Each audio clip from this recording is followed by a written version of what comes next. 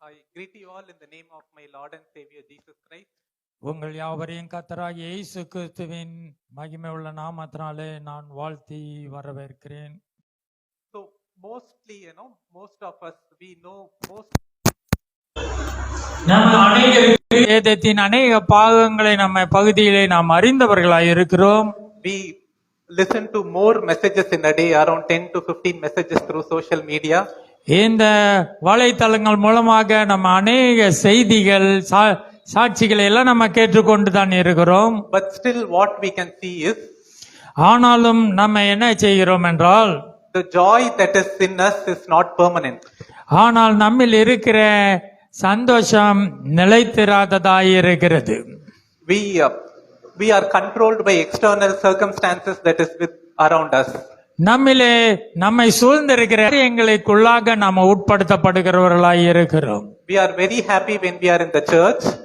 தேவனுடைய ஆலயத்தில் இருக்கும்போது மிகவும் சந்தோஷமா இருக்கிறோம். But again when we go out, we are fallen back into the cares of the world. ஆனாலும் நாம உலகத்திற்குள்ளாய் கடந்து போன பிறகு அந்த காரியம் நம்மை மேற்கொள்ளுகிறதா இருக்கிறது.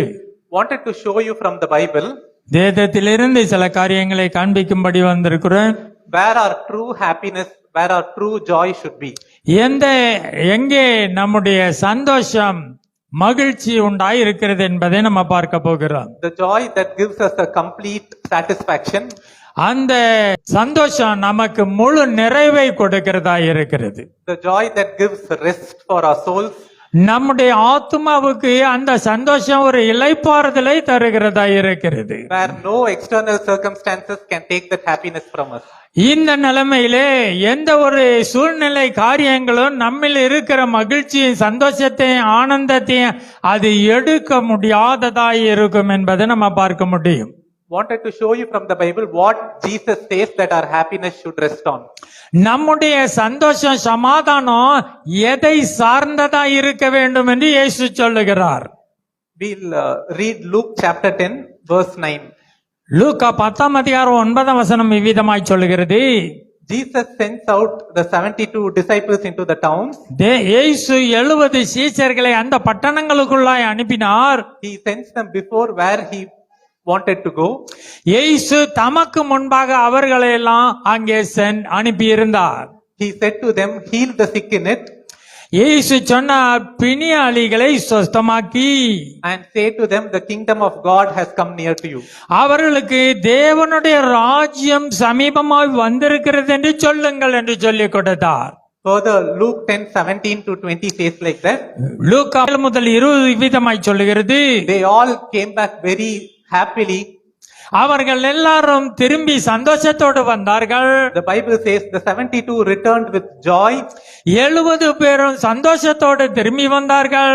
Saying, Lord, even the demons are subjected to us in your name. அவர்கள் சொன்னார்கள், ஆண்டவரே, பிசாசுகளும் எங்களுக்காக பயந்து நடுங்குகிறது, கீழ்ப்படிகிறது என்றார்கள். And Jesus said to them, இயேசு அவர்களுக்கு சொன்னார், I saw Satan fall like lightning from heaven. இயேசு சொன்னார், சத்துருவானவன் வானத்திலிருந்து மின்னலை போல விழுகிறதை நான் கண்டேன் என்று இயேசு சொன்னார். Behold, I have given you authority over serpents and scorpions. இதற்கு முன்பு ஆண்டவர் சொல்கிறார், நான் இதோ உங்களுக்கு சர்ப்பங்களையும் தேள்களையும் மிதிக்க, சத்துருவனுடைய சகல வல்லமைகளை மேற்க உங்களுக்கு நான் அதிகாரம் கொடுக்கிறேன் என்று சொன்னார். Over all the power of the enemy, and nothing by no means shall hurt you. எந்த விதத்திலும் அது உங்களை சேதப்படுத்த முடியாது என்று சொன்னார். We usually stop here, we read it till here and we stop it. நாம இதோடு கூட நம்ம படித்து விட்டு சந்தோஷமான காரியம் என்று சொல்லி நம்ம நிறுத்தி விடுகிறோம். But the most important thing is the next phrase what Jesus says. அடுத்த வசனம் தான் அதற்கு முக்கியத்துவத்தை படுத்துகிறதா இருக்கிறது. Listen very carefully. Jesus says to the 72 disciples, 70 சீஷர்களுக்கு சொன்னார், நீங்கள் இவ்விதமாய் சந்தோஷப்படுகிறீர்கள் ஆகிலும் என்று அவர்களிடத்திலே பேசிக் கொண்டிருக்கிறார். The Bible says, Jesus says, nevertheless, do not rejoice in this that the spirits are subjected to you. நீங்கள் ஆவிகள் உங்களுக்கு கீழ்ப்படுகிறதே என்று சொல்லி நீங்க சந்தோஷம் அடைந்து விடாதிருங்கள். But rejoice that your names are written in heaven. நீங்கள் உங்களுடைய பெயர் பரலோகத்தில் எழுதப்பட்டிருக்கிறதுக்காய் சந்தோஷப்படுங்கள் என்று இயேசு சொல்லிக் கொடுத்தார். Have you ever thought why Jesus said like that? இயேசு ஏன் இவ்விதமாய் சொன்னார் என்று யோசித்திருக்கிறோமா? Jesus says, do not rejoice at the stunning power you have to deliver people from demons.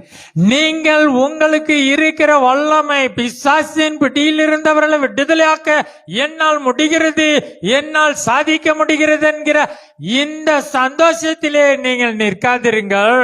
Even when it is done in the name of Jesus, இயேசுவின் நாமத்தினால இது செய்யப்பட்டிருந்தாலும் கூட அது அல்ல உங்கள் நிலையான சந்தோஷம். but rejoice that your names are written in heaven. உங்கள் பெயர் பரலோகத்திலே எழுதப்பட்டிருக்கிறபடியால் நீங்கள் சந்தோஷமாய் இருக்க வேண்டும் என்று இயேசு சொல்லிக் கொடுத்தார். Say suppose, the pastor of your church gives a very deep message, suppose இப்ப உங்க பாஸ்டர் ஆழமான செய்தியை உங்களுக்கு கொடுத்து கொண்டிருக்கும் பொழுது and the church is filled with more than 1,000 people, அங்கே தேவாலயம் ஆயிரக்கணக்கான பிள்ளைகள் அங்கே கூடியிருக்கும் பொழுது and there are all kinds of miracles you are seeing in the church. அங்கே அநேக விதமான எல்லா விதமான அற்புதங்கள் நடைபெறுகிறதை பார்க்க முடிகிறது. But still Jesus comes and says, do not rejoice at this. ஆனால் இயேசு இனமன் சொல்லுகிறார், அது அல்ல உங்கள் சந்தோஷம். Rejoice that your names are written in heaven. உங்கள் பெயர் பரலோகத்திலே எழுதப்பட்டிருக்கிறது, அதற்காய் சந்தோஷப்படுங்கள் என்று இயேசு சொல்லிக் கொடுத்தார். If we really think deeply for a moment, நாம இன்னும் ஆழமாய் நாம இதை குறித்து தியானிப்போம் என்றால் we may think like, that's an odd thing to say. Why we will think why Jesus is telling like that. ஏன் இயேசு இவ்விதமாய் வித்தியாசமாய் பேசிக் கொண்டிருக்கிறார் என்று நம்ம சொல்ல முடியும். Today's message will be on this one. Nevertheless, do not rejoice that the spirits are subjected to you. இன்றைய செய்தி என்றால் என்னவென்றால், பிசாசு உங்களுக்கு கீழ்ப்படுகிறதற்காய் சந்தோஷப்பட்டு விடாதிருங்கள், But rejoice that your names are written in heaven. உங்கள் பெயர் பரலோகத்தில் எழுதப்பட்டிருக்கிறதற்காகவே நீங்கள் சந்தோஷப்பட வேண்டும். So we will see this in two halves. இதை இரண்டு பாகமா நாம பார்க்க போகிறோம். We will first see what does it mean for Jesus to say that your names are written in heaven. ஏன் இயேசு விதமாய் அழுத்தமாக உங்கள் பெயர் பரலோகத்தில் எழுதப்பட்டிருக்கிறது நிமித்தமாய் என்று சொல்லுகிறார். We'll go to Revelation chapter 13 verse 8. வெளிப்படுத்தல் 13:8 சொல்லுகிறது.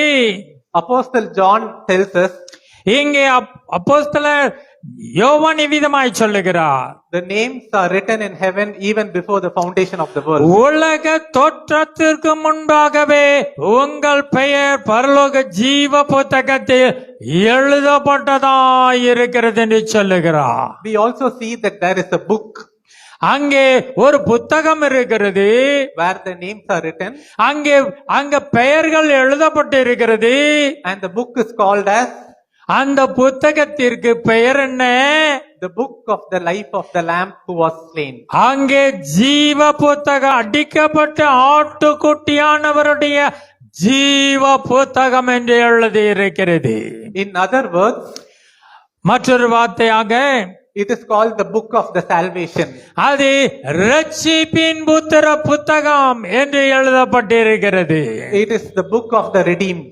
அது மீட்கப்பட்டவர்களின் புத்தகமா என்று எழுதப்பட்டிருக்கிறது. If your name is in the book, உங்களுடைய பெயர் அதிலே எழுதப்பட்டிருக்கும் என்றால், then the following things are true for you.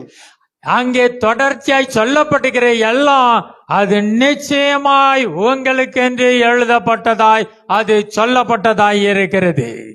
You are chosen by God in eternity. நீங்கள் தேவனால் நித்தியத்தின் பாத்திரமாய் தெரிந்து கொள்ளப்பட்டவர்களாய் இருக்கிறீர்கள். Romans 6:23 says, ரோமர் 6:23 சொல்லுகிறது, but the free gift of God is eternal life in Christ Jesus our Lord. கிருபை வரமோ நம்முடைய கர்த்தராகிய இயேசு கிறிஸ்துவினால் உண்டாகிற நித்திய ஜீவன் என்று அங்கே சொல்லப்பட்டிருக்கிறது. You are predestined for sonship in His family. நீங்கள் நித்தியமாக தெய்வத்தின் புத்திரர்களாக அவரால் நீங்கள் சுதந்திரவாளியாய் புத்திர சுவிகாரத்தின் ஆவியை பெற்றவர்களாய் இருக்கிறீர்கள் என்று சொல்லுகிறார். Romans 8:15 says like this, ரோமர் 8:15 விதமாய் தான் சொல்லுகிறது, for you have not received a spirit of slavery leading to fear again. நீங்கள் திரும்பவும் பயப்படுகிறதற்கு நீங்கள் அடிமைத்தனத்தின் ஆவியை பெறவில்லை. But you have received the spirit of adoption as sons, by whom we cry, Abba, Father. நீங்கள் அப்பா பிதாவே என்று சொல்ல கூப்பிட பண்ணுகிற புத்திர சுவிகாரத்தின் ஆவியை பெற்றவர்களாய் இருக்கிறீர்கள். You are ransomed, you are redeemed from every evil bondage of Satan. நீங்கள் பிசாசினுடைய சகல தந்திரங்கள் அசுத்தங்களில் இருந்து இருளில் இருந்து நீங்கள் விடுவிக்கப்பட்டவர்களாய் இருக்கிறீர்கள்.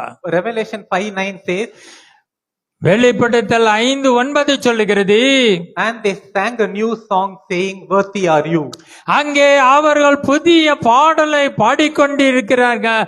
தேவரீர் இதற்கென்று நீர் பாத்திரராய் இருக்கிறீர் என்று சொல்லி பாடுகிறார்கள். You were slain and purchased for God with your blood. நீர் அடிக்கப்பட்டு இவர்களை உமது இரத்தத்தினால் உமக்கென்று நீர் மீட்டுக் கொண்டீர் என்று அங்கே சொல்லப்பட்டு இருக்கிறது. You are God's most treasured possession.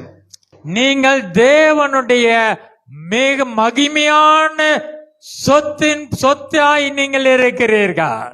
1 Peter 2:9 says like this, 1 பேதுரு 2:9 சொல்லுகிறது, but you are a chosen people, a royal priesthood. நீங்கள் தேவனால் தெரிந்து கொள்ளப்பட்ட ராஜரீக ஆசாரிய கூட்டமாய் இருக்கிறீர்கள் என்று சொல்லுகிறார். A holy nation, God's special possession. பரிசுத்த ஜாதி, அவருக்கு சொந்த ஜனமாய் இருக்கிறீர்கள் என்று வேதம் சொல்லுகிறது. That you may declare the praises of him who called you out of darkness to his wonderful light. நீங்கள் அந்தகாரத்திலிருந்து ஆச்சரியமான ஒளி நடத்தல வரவழைத்தவருடைய புண்ணியங்களை நீங்கள் அறிவிக்க கூடியவர்களாய் இருக்கிறீர்கள். If your names are written in heaven, உங்களுடைய பெயர் பரலோகத்தில் எழுதப்பட்டிருக்கும் என்றால், Christ has taken your place in the punishment. அவர் உங்களுக்காக உங்களுடைய தண்டனைகள் எல்லாம் அவர் ஏற்றுக்கொண்டபடினால்தான் அது சாத்தியமாய் இருக்கிறது. Isaiah 53:5 says like this, ஏசாயா 53:5 சொல்லுகிறது, but he was pierced for our transgressions, நம்முடைய மீறுதல் நிமித்தமாய் அவர் காயப்பட்டு, he was crushed for your iniquities. நம்முடைய அக்கிரமத்தின் நிமித்தமாய் அவர் நொறுக்கப்பட்டார் என்று சொல்லுகிறது. Upon him was the chastisement that brought us peace, and with his wounds we are healed. அவருடைய தழும்புகளால் நாம் குணமாகிறோம் என்று அங்கே சொல்லி இருக்கிறது. If your names are written in heaven, நம்முடைய பெயர் பரலோகத்திலே எழுதப்பட்டிருக்கும் என்றால், God has caused you to be born again. உங்களை தேவன் மறுபடியுமாய் பிறக்க வைத்திருக்கிறார் என்பதை நீங்கள் அறிந்து கொள்ள வேண்டும். He has taken out the heart of stone and he has put in the heart of flesh to you. கல்லான இருதயத்தில் உங்களில் இருந்து அகற்றி சதையான இருதயத்தை உங்களுக்கு கொடுத்திருக்கிறார் என்று அர்த்தமாயிருக்கிறது.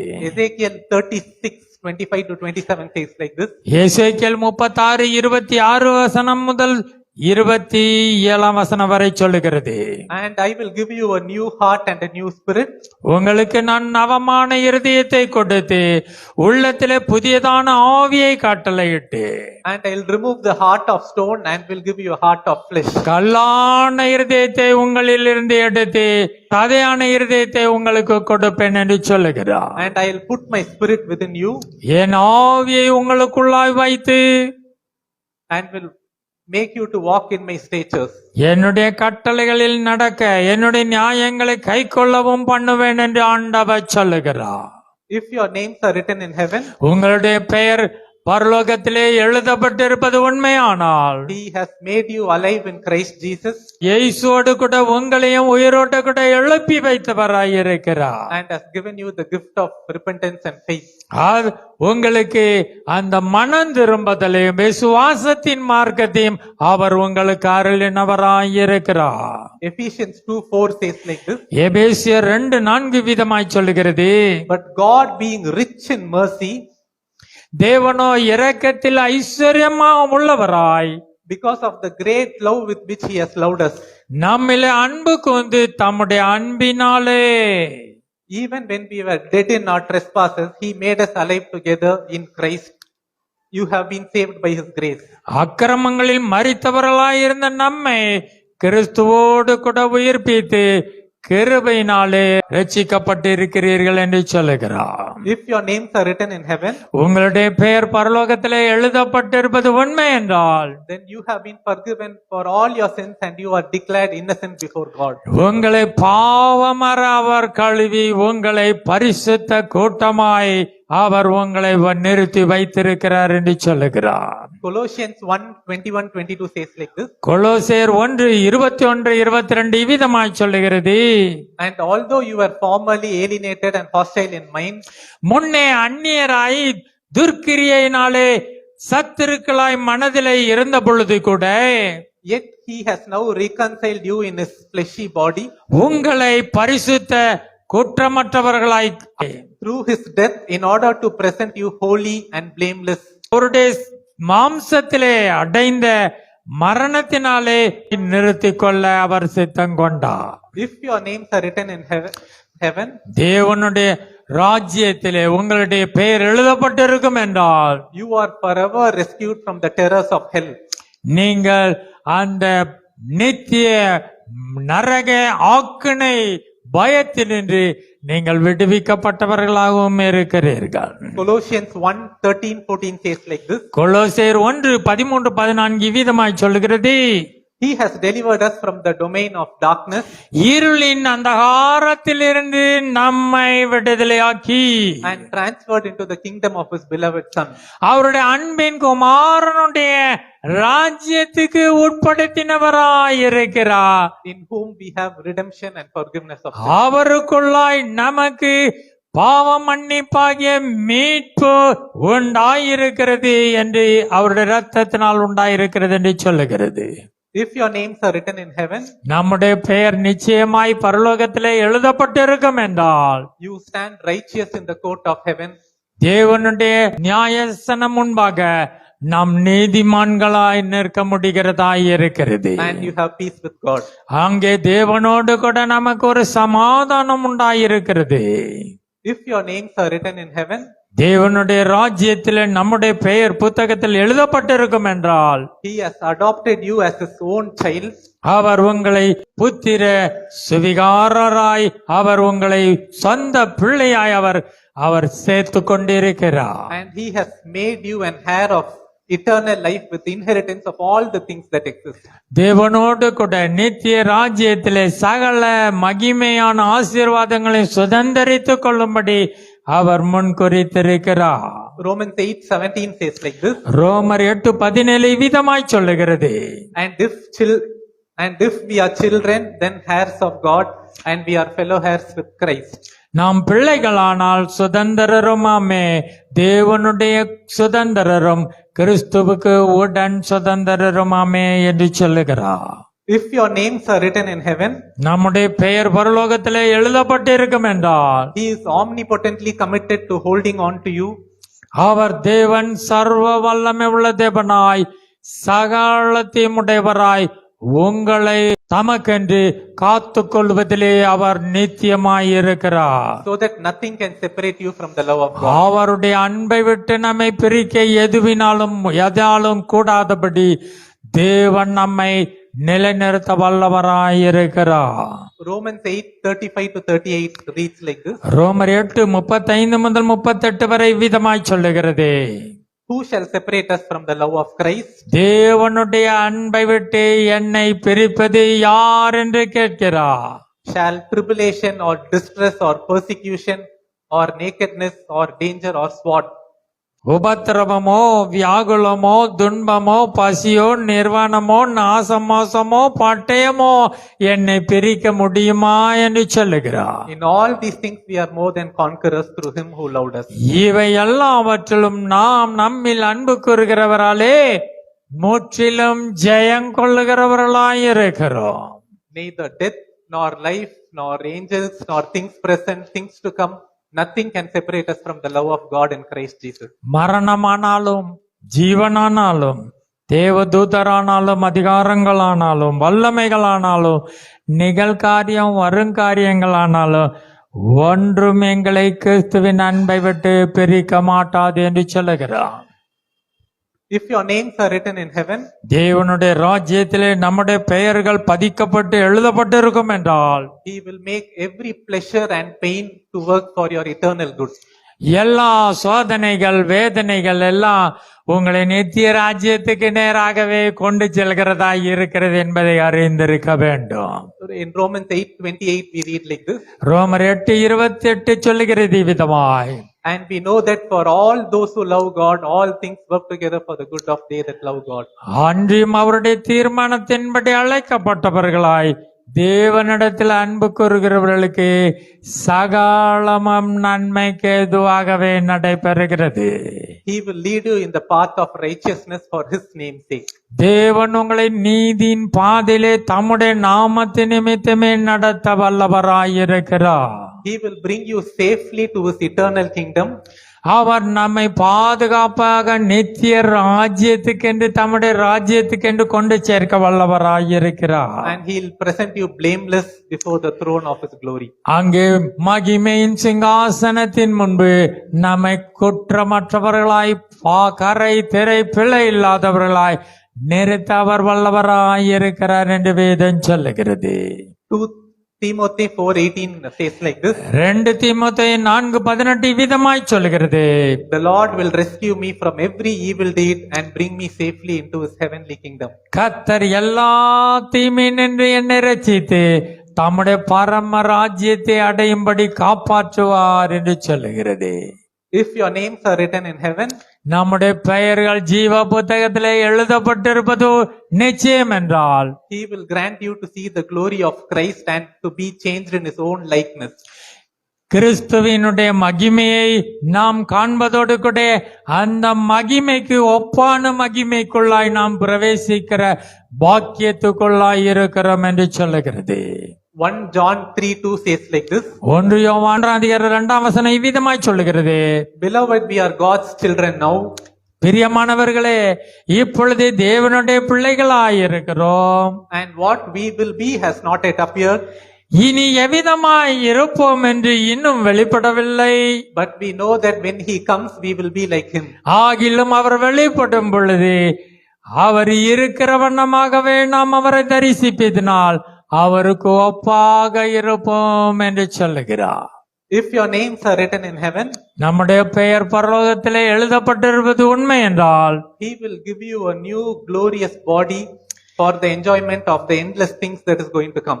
அங்கே நித்தியமாய் இருந்து நம்ம சந்தோஷிக்கும்படியாக நம்முடைய அழிவுக்குரிய சரீரத்தை அவர் அழியாத மகிமையின் சரீரமாய் மாற்ற வல்லவராய் இருக்கிறார். Philippians 3:21 says like this. பிலிப்பியர் 3:21 இவ்விதமாக வேதம் சொல்லுகிறது, He will transform your lowly body to be his like glorious body.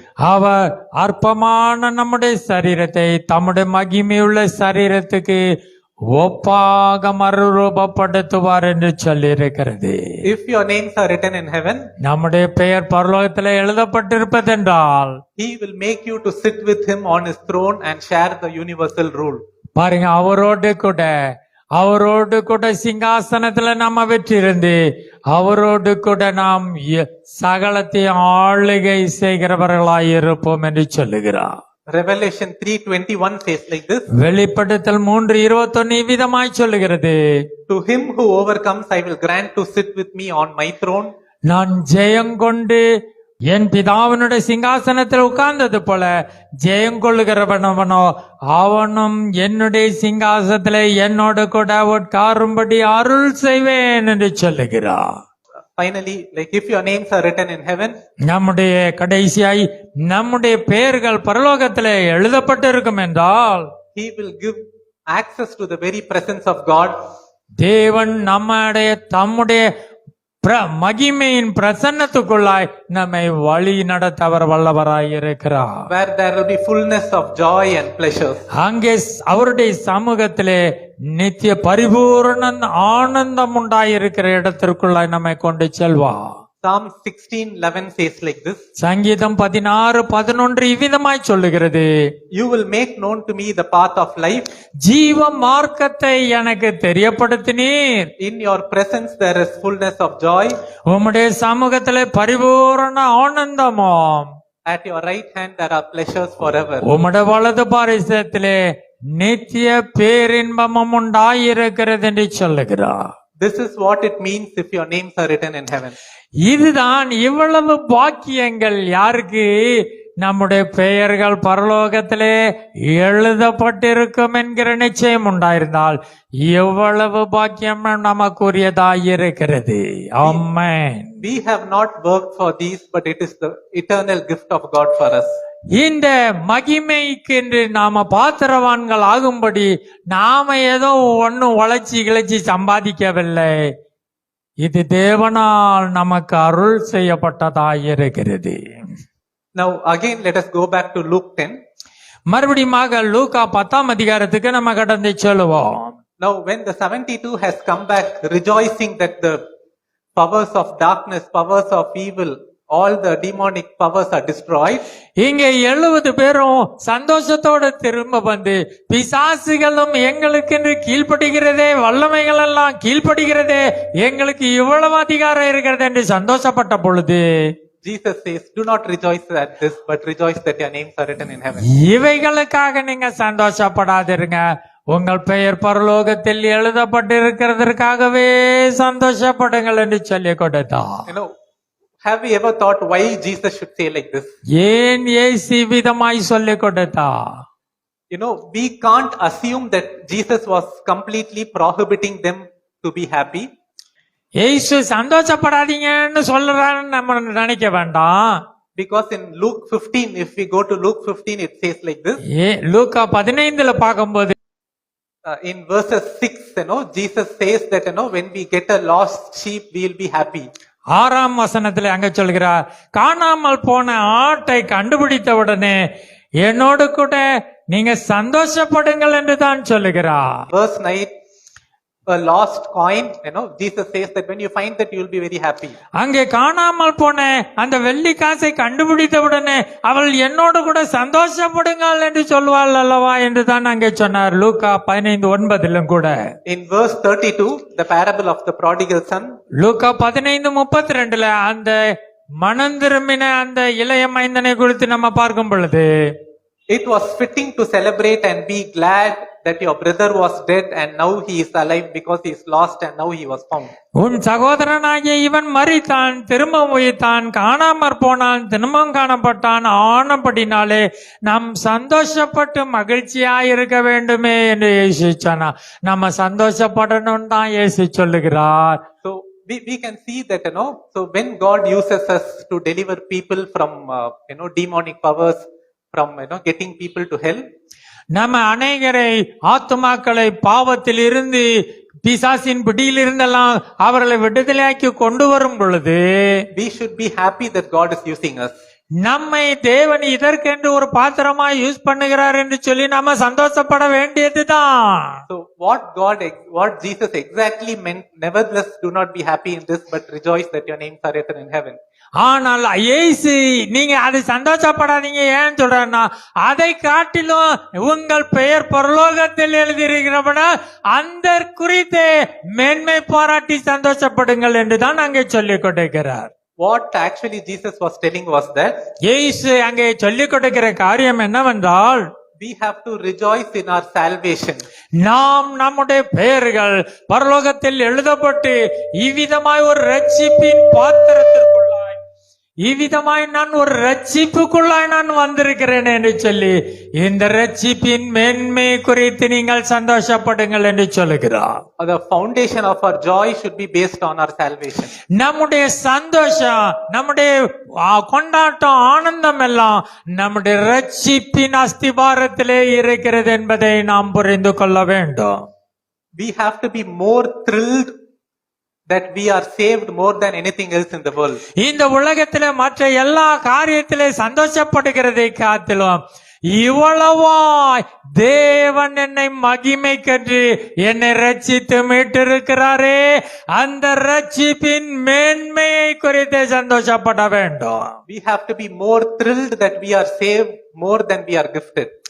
நமக்கு இன்று எத்தனையோ கிருபை வரங்கள் பெற்றிருப்பதெல்லாம் காட்டிலும் என்னை தேவன் என்னை மீட்டு கொண்டாரே, என் ஆத்மாவை நித்திய ரட்சிப்பினால் ரட்சித்திருக்கிறாரே என்று சொல்லுதான் நாம் ஆனந்தித்து சந்தோஷிக்க வேண்டும். We have to be more thrilled that we are saved more than we are competent. நம்ம எதிலெல்லாம் திறமை உள்ளவர்களாய் சாதிக்கக்கூடியவர்களாய் இருக்கிறோமோ அந்த காட்டிலும் நான் ரட்சிக்கப்பட்ட தேவனுடைய பிள்ளையாய் இருக்கிறேன் என்பதை குறித்தே சந்தோஷப்பட வேண்டும். Be more thrilled that you are saved than to be successful. நீங்கள் எல்லாவற்றையும் ஜெயித்து முன்னேறி போவதை மகிமையை விட நீங்கள் ரட்சிப்பின் மகிமையை குறித்து சந்தோஷப்பட வேண்டும். உங்கள் பெயர் பரலோகத்திலேயே எழுதப்பட்டிருக்கிறது. Be more thrilled that you are saved than you are famous. நீங்கள் எவ்விதமான புகழ்ச்சிக்குள்ளாய் இவ்வளவு பெரிய புகழ்ச்சிக்குள்ளாய் கடந்து செல்வதை விட நீங்கள் ரட்சிப்பின் மேன்மையை நீங்கள் குறித்து மாண்மை பாராட்ட வேண்டும். Be more thrilled that you are saved more than you are powerful. நீங்கள் எவ்வளவு வல்லமை நிறைந்தவர்களாய் இருந்தாலும் அதை காட்டிலும் நீங்கள் எதிலே சந்தோஷப்பட வேண்டும்? நான் ரட்சிப்பின் பாத்திரமானாய் இருக்கிறேன் என்று சொல்லி சந்தோஷப்பட வேண்டும். Be more thrilled that you are saved than you are fruitful even in the name of the Lord. நீங்கள் இயேசுவுக்குள்ளாய் இருந்து கனி கொடுப்பதை காட்டிலும் அதனால உண்டாகிற சந்தோஷத்தை காட்டிலும் ரட்சிப்பின் மேன்மையை குறித்து சந்தோஷப்பட வேண்டும். Because what Jesus says that this joy is the most deepest joy that we can get in this world. இந்த உலகத்திலே நீங்கள் பெற்றுக்கொள்கிற எல்லா சந்தோஷத்திலும் ஆழமான சந்தோஷம் உங்கள் ரட்சிப்பின் மேன்மையாயிருக்கிறது. This is the most long lasting joy that you can have. இந்த சந்தோஷம் நித்தியமாய் நம்மோடு தொடர்ந்து வருகிற காரியம் அவ்வளவு பாக்கியமாயிருக்கிறது. This joy is the joy with the greatest satisfaction. இதுதான் நமக்கு நித்திய சந்தோஷத்தை, ஆறுதலை, நிறைவை தருகிற, திருப்தியை தருகிற ஒரு சந்தோஷமாயிருக்கிறது. Joy that others can see that we belong to Jesus Christ. மற்றவர்கள் எல்லாம் பார்த்து இது இயேசுவின் பிள்ளை என்கிற சந்தோஷத்தை தான் அவர்கள் கண்டு கொள்ள முடிகிறதா இருக்கும். So joy that cannot be suppressed by external circumstances. எந்த ஒரு சூழ்நிலையினாலும் இந்த ரட்சிப்பின் சந்தோஷத்தை உள்ளவர்களை அடக்க முடியாது என்று அங்க நம்ம பார்க்க முடியும். The Lord is equipping you to be a blessing to others to do His ministry. தேவன் உங்களை தேவனுடைய காரியத்தின் நிமித்தமாய், ஊழியத்தின் நிமித்தமாய் உங்களை ஆயத்தப்படுத்தி கொண்டிருக்கிறார் என்பதை நீங்கள் அறிந்து கொள்ள வேண்டும். When God is doing that, do your ministry in a way தேவன் இவ்விதமாய் உங்களை ஆயத்தப்படுத்தி கொண்டிருக்கும் பொழுது நீங்களும் அந்த ஊழியத்தை இவ்விதமாய் செய்ய வேண்டும். people when they see you, they should tell that for their truest joy is to be saved. அவர்களுக்குள்ளாய் உண்மையான நிச்சயமான ஒரு சந்தோஷத்தின் பாத்திரமாய் இருக்கிறார்கள்.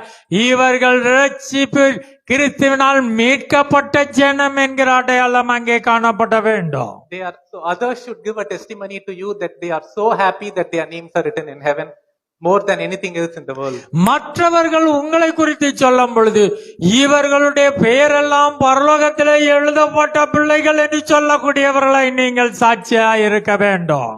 So I just wanted to give you shortly 7 reasons why Jesus said like that.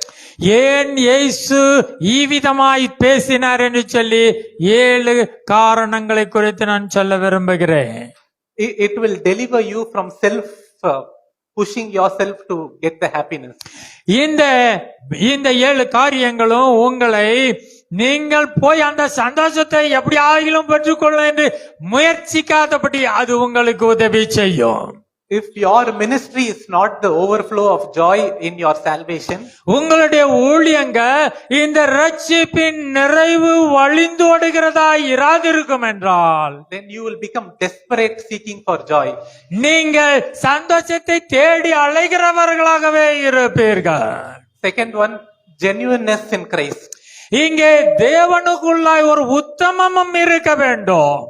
If we want to show genuineness in our ministry and our witness, நம்முடைய சாட்சிகளிலும் நம்முடைய ஊழியங்களிலும் ஒரு உத்தமத்தை நான் காண்பிக்க வேண்டும் என்றால், then your true joy should be that you are saved more than anything else in the world. அங்கே ரட்சிப்பே உங்கள் மேன்மையான சந்தோஷமாய் இருந்தால் தான் அது சாத்தியமாகும்.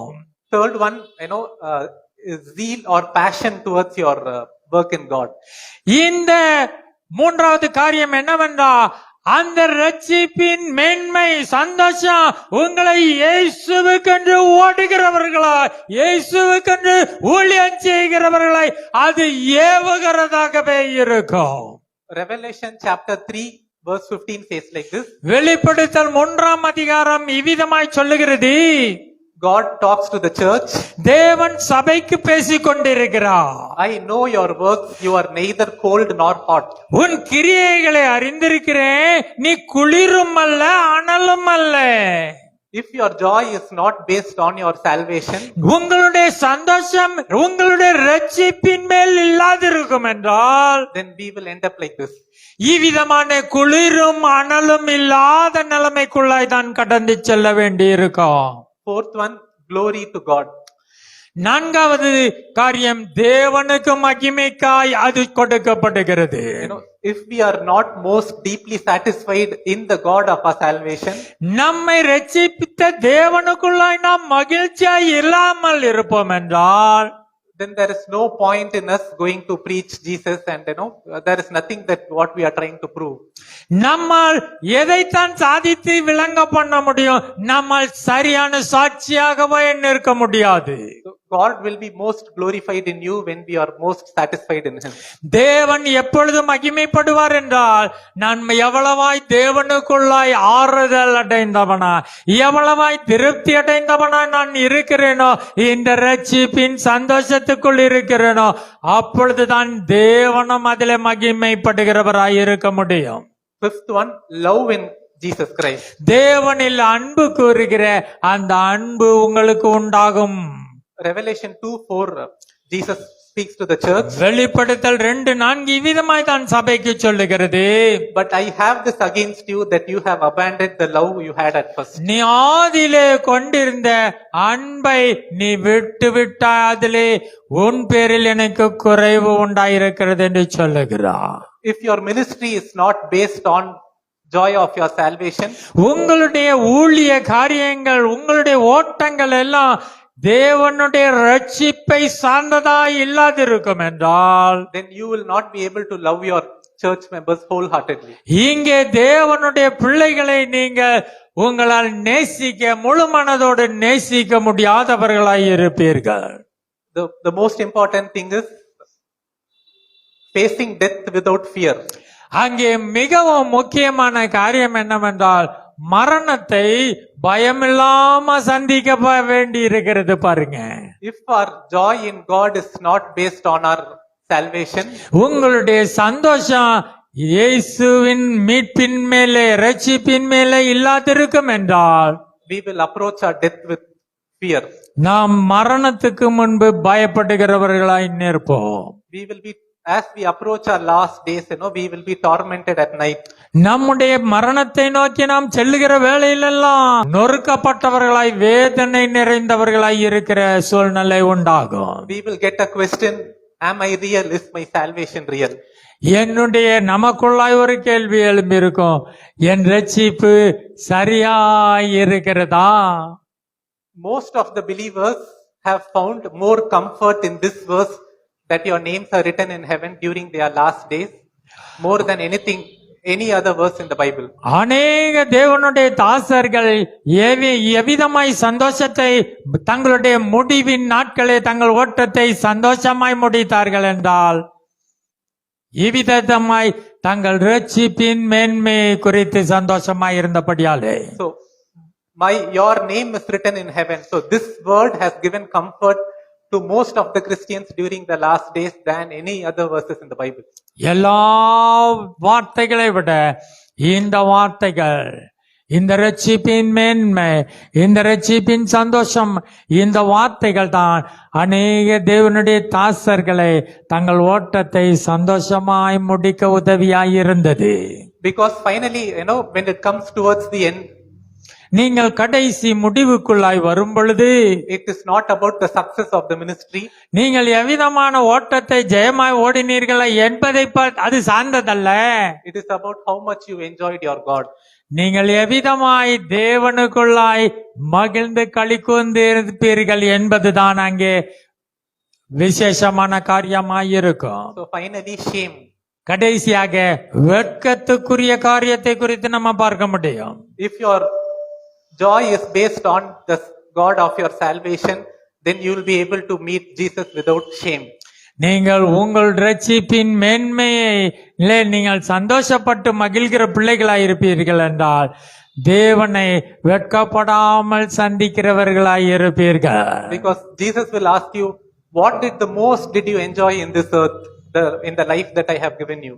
நான் உனக்கு கொடுத்த எந்த வாழ்க்கையிலே நீ எந்த காரியத்தை குறித்து சந்தோஷமாயிருந்து என்று கேட்பார் என்றால், If we say that I delighted in my ministry more than you, then நீங்க சொல்லலாம், ஐயா நான் பெரிய ஊழியங்களை பயங்கரமா நான் செஞ்சுட்டு வந்தேன்னு நீங்க சொல்வீர்கள் என்றால், the only thing that Jesus will be happy is when we say that, you are my greatest joy in the life that you have given me in this world. ஆண்டவர் எந்த காரியத்திலே அதிக சந்தோஷப்படுவார் என்றால், நீங்கள் அவருடைய ரட்சிப்பின் மகிமையிலே நீங்கள் சந்தோஷப்படுவீர்கள் என்றால் அதுவே அவருக்கு பிரியமாய் மகிழ்ச்சியாய் இருக்கும். So finally I stand here and I say with Jesus, இயேசுவோடு கூட இங்கே தேவனுடைய சபை முன்பாய் நான் நின்று கொண்டிருக்கிறது. do not rejoice that the spirits are subjected to you, but rejoice that your names are written in heaven. நம்மளுக்கென்று பிசாசுகள் நடுங்கி ஆவிகள் கீழ்ப்படுகிறதே என்று சொல்லி சந்தோஷப்படாதிருங்க. என்னுடைய பெயர் பரலோகத்தில் எழுதப்பட்டிருக்கிறது என்று சொல்லி நானும் நீங்களும் சந்தோஷப்படுகிறவர்களாய் இருக்கிறோம். Make this your most deepest joy. அதையே உங்களுடைய அஸ்திபாரமாக, உங்களுடைய சந்தோஷம் மகிழ்ச்சியின் வாழ்க்கைக்கு அஸ்திபாரமாக என்னை தேவன் மீட்டிருக்கிறார், என்னை ரட்சித்திருக்கிறார் என்று சொல்லி அதே உங்கள் அஸ்திபாரமாய் நீங்கள் கொள்ளுங்க. And build your life on top of that. அதன் மேலாகவே உங்களுடைய வாழ்க்கையை கட்டி கொள்ளுங்க. So that others, when they see you, they'll testify that her or his deepest joy is that they are saved. இவர்கள் ரட்சிக்கப்பட்டவர்கள் என்று இதிலே தான் சந்தோஷப்படுகிறவர்கள், இவர்கள் மேன்மையெல்லாம் இதுதான் என்று சொல்லி அந்நியர்கள் உங்களை கண்டு கொள்ளத்தக்கதா அது மகிழ்ச்சியாயிருக்கும். So if we do not rejoice that our names are written in heaven, நம்முடைய பெயர் பரலோகத்தில் எழுதப்பட்டிருக்கிறது என்று நீங்கள் சந்தோஷப்படுகிறவர்களாய் இல்லாதிருப்பீர்கள் என்றால், if we do not rejoice in the God of our salvation, நம்முடைய ரட்சிப்பின் மகிமையின் தேவனுக்குள்ளாய் நாம் சந்தோஷப்படாமல் இருப்போம் என்றால், if we rejoice in our ministry more than God, நம்முடைய ஊழிய காரியத்திலே நான் இவ்வளவெல்லாம் ஊழியம் செஞ்சுக்கிட்டு இருக்கேன் என்று சொல்லி அதிலே மகிழ்ச்சியா இருப்பீர்கள் என்றால், then we will not be able to stand the test on that day. அந்த விதமான சோதனையிலே நம்மால் நிற்க முடியாதவர்களாய் இருப்போம். வேதனைக்குள்ளாய் அது கடந்து போகிறதாய் இருக்கும் பாருங்க. So be the people, that you are so proud, that you are so thrilled that your name is written in heaven. உங்கள் பெயர் பரலோகத்தில் எழுதப்பட்டிருக்கிறது, நான் மீட்கப்பட்டவன், தேவனால் ரட்சிப்புக்குள்ளாய் போகிறேன், நித்திய ராஜ்யத்துக்குரியவன் என்று சொல்லி மேன்மை பாராட்டி சந்தோஷித்திருங்கள்.